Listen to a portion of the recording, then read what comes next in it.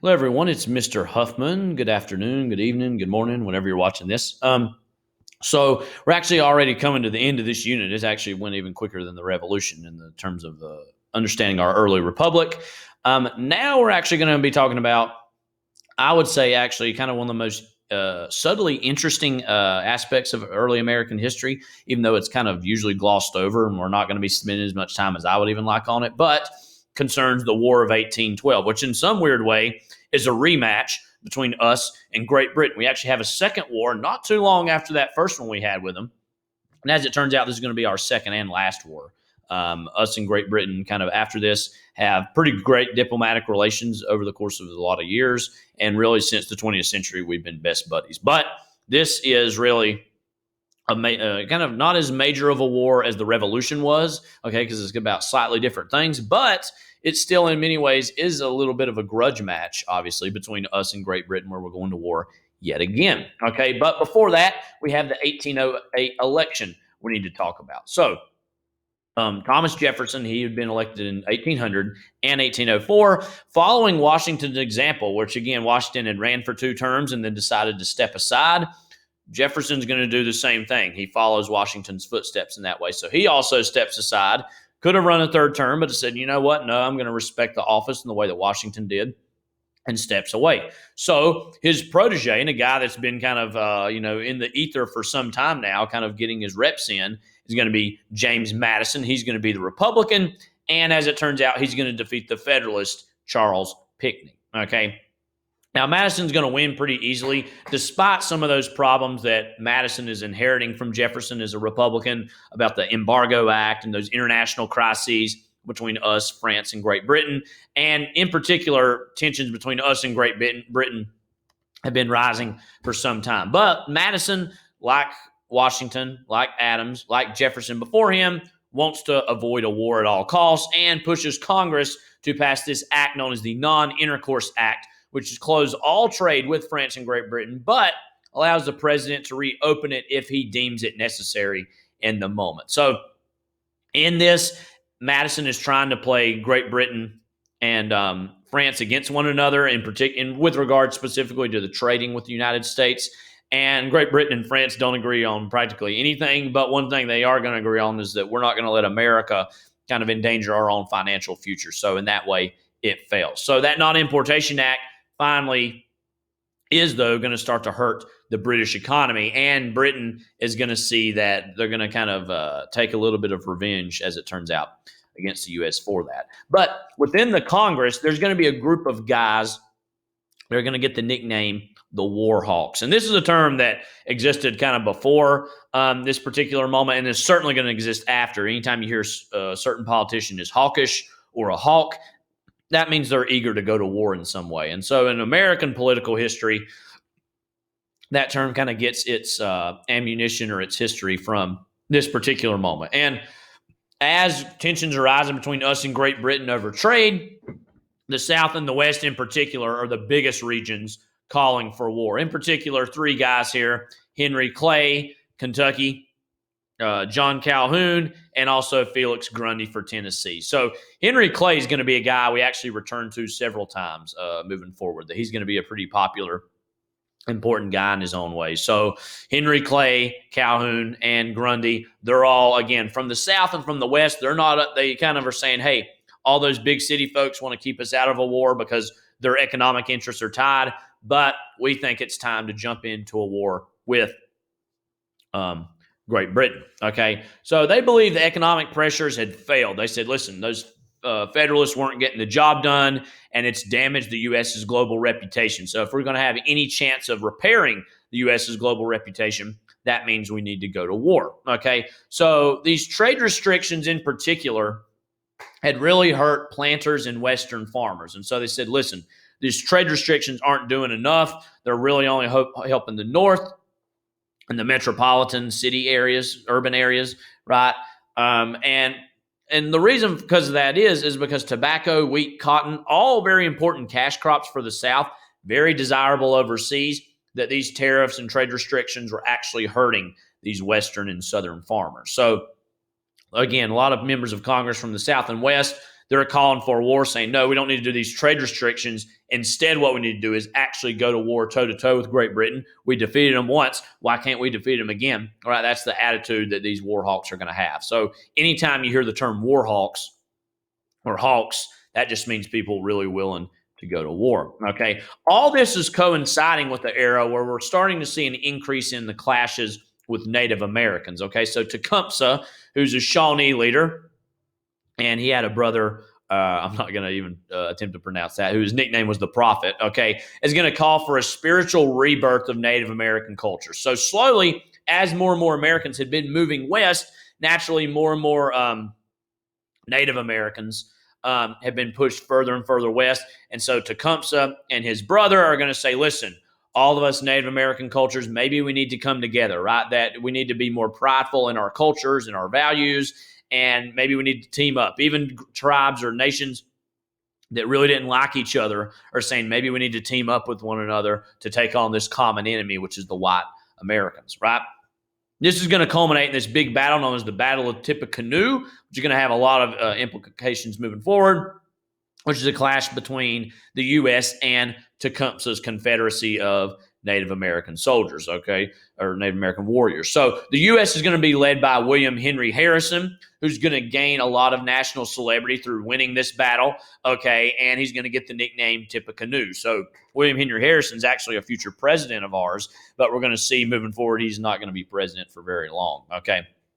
So Harrison gains a large national celebrity as the result of this and that nickname Tippecanoe. And what impact did this have? This battle was a massive, decisive victory for America and also shattered the confidence of a larger Native American movement. So if the Battle of Tippecanoe had went another way, there might have been a little bit more momentum for more Native Americans to team up and take on America and the U.S. But as it turned out, William Henry Harrison and the U.S. are going to win. And so that's going to further shatter the confidence, again, of, as I said, of a larger Native American movement. And it's being clear, and this is kind of a wrinkle in this, that after the battle, they're looking at all the bodies of the Native Americans and saying, hey, wait a minute, these muskets and guns that they have are clearly British weapons. And so, hey, maybe Britain is trying to get under our skin and fight us. We're over there trying to fight them through trade restrictions. They're over here actually supplying Native Americans with weapons, right? So it becomes clear that the British are actually aiding Native Americans and fighting Americans, right? So that's going to further, as you can imagine, raise the temperature between the U.S. and Great Britain. Okay, so again, it was an American victory, but again, they're finding that, hey, some of these weapons that these Native Americans had are supplied by the British, so that's going to further, as I said, raise the temperatures and be seen pretty naturally as an act of war. Okay, so Madison, he's getting more and more pressure from these war hawks to declare war against Great Britain, and he's going to do so in June of 1812. Okay, so as you can imagine, the vote is going to be split along regional lines. The South and West are for. Meanwhile, the North, which is more Federalist, not Republican like Madison, they're going to call this out as Mr. Madison's war. That Mr. Madison is only helping out his Southern and Western friends. Meanwhile, going to war for the North is not good because they have a lot of trade still going on with European powers. Now, all of a sudden, if the whole nation is involved in this war, that's going to turn a lot of these Northern Federalist politicians against Madison and what they saw as Mr. Madison's war, or a Republican war. Okay. And as it turns out, the U.S. is a nation generally unprepared for war, believe it or not, in 1812. We have less than 7,000 troops. I mean, that Continental Army that we had way back when in the Revolution had been dramatically shrunk, and we didn't really have a need to fight or kind of raise some massive army, right? So they don't have a lot of equipment as well. The Navy only had 16 ships, and in general, there's not going to be the tax revenue there or the money to afford fighting this whole war, okay? So as a result of this, also, one of the reasons they didn't have money on hand is that National Bank Charter, which was, the birth, kind of the born out of Alexander Hamilton's intentions, and he's been dead now for about 7 years after his duel with Burr. All of a sudden, that National Bank Charter had not been renewed, which means that there was no national bank at this very moment, and there wasn't funds on hand to actually fight the war. So that's going to be a pretty big problem. Okay, so Madison, he's going to proceed regardless because the pressure is on, and these Republicans from the South and the West want him to do this, while those Northern Federalists are not wanting him to do it. Okay. So what's going to happen here? Well, the British are going to attack. The U.S. is actually going to attack from three directions against Great Britain. Okay, from Detroit, from Niagara Falls, up the river up the river Hudson River, that is, towards Montreal. And unfortunately, all three are going to fail. So Great Britain still has control of Canada at this time. So we're thinking, well, we take the fight there to their territories in Canada. Maybe that can be what we need to do. Okay, so my face is kind of blocking this, but really, again, most of this war is going to be fought up here up north. And that's another thing, too, that these northern states, the South and the West, are wanting them to happen, but it's actually the northern states who are going to be actually actively involved in it. So that's another reason they don't want to get involved, right? So it could have succeeded had a large New York militia actually joined the fray. But again, New York, one of the more northern Federalist states, they said, no, this is Mr. Madison's war. Let him figure it out. So as a result of this, if they would have participated, maybe they would have been able to take Canada. Okay. Also, at the same time, Commodore Oliver Perry is going to secretly arrange the construction of a fleet off the coast of Lake Erie or Ohio. Okay. So that's going to happen kind of like right here.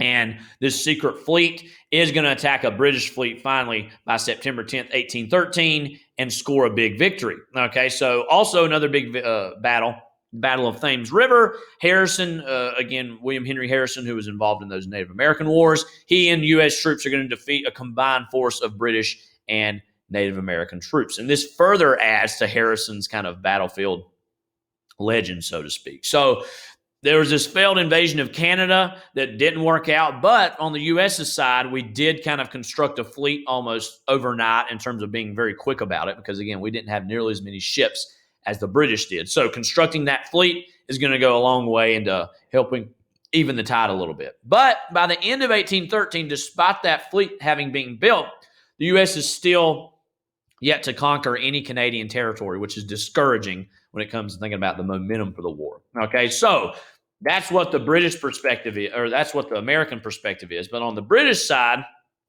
things are a little bit more in their favor because in 1814, they had been fighting all these battles with France and Napoleon.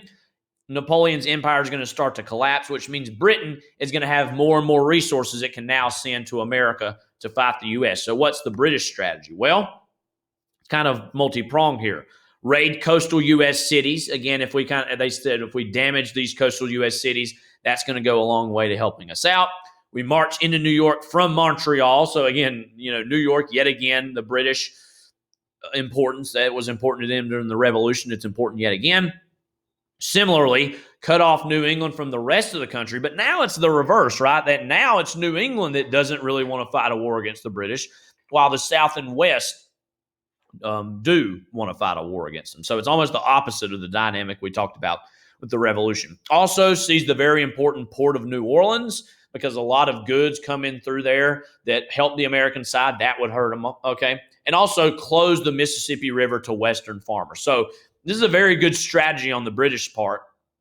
And we're going to see that they have some success in it, but also some problems. So while the U.S., and I know my face is blocking this, but while the U.S. is distracted by Canada and fighting the war up there, a British fleet lands in the Chesapeake Bay, which is very close to Virginia and Maryland, which, of course, puts the White House in direct jeopardy. Okay, and so they're actually going to march through D.C.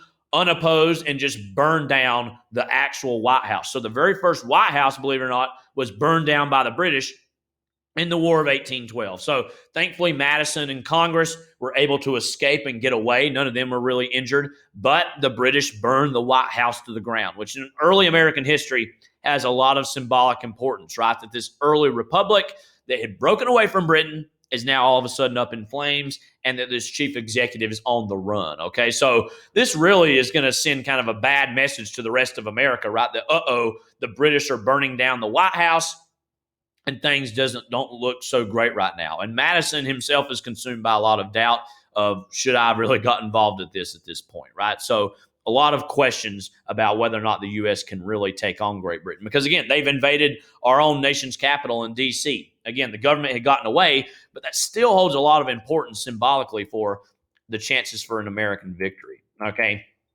So now the goal is for the British, we want to take Baltimore. That's another important city. Being in Maryland, it's not that far away from D.C. So once the British get there, though, they're going to realize Baltimore actually has much better prepared militias that were in D.C. and some of these other areas, and there's going to be a lot of casualties on both sides. And on the very fateful day, kind of night and early morning of September 13th and 14th of 1814, the British are going to bomb Fort McHenry, which is this very important fort for that area of Baltimore, through the night. And it's going to withstand that bombardment, though. And the British realize these Americans, they're not going to quit. They're not backing down. And so as a result of that, the British abandon their attack on the city.